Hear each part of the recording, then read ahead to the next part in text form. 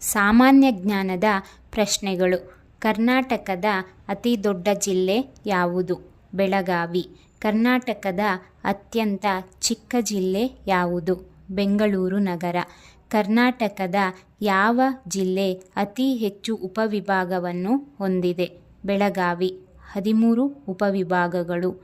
ಕನ್ನಡ ಧ್ವಜದ ಬಣ್ಣ ಯಾವುದು?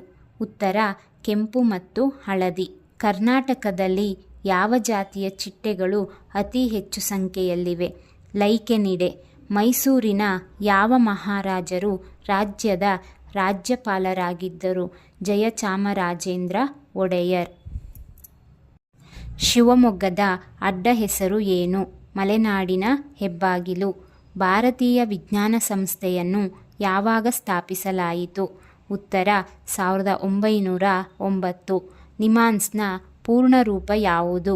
ಉತ್ತರ national institute of mental health and neuro sciences. BMCRIನ ಪೂರ್ಣ ರೂಪ ಯಾವುದು? ಬೆಳಗಾವಿ ವೈದ್ಯಕೀಯ ಕಾಲೇಜು ಮತ್ತು ಸಂಶೋಧನಾ ಸಂಸ್ಥೆ. ಗೊಮ್ಮಟೇಶ್ವರ ಪ್ರತಿಮೆ ಎಲ್ಲಿದೆ? ಉತ್ತರ Shravanabelagola.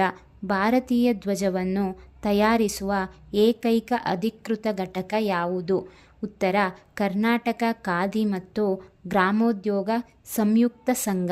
Thank you for watching this video.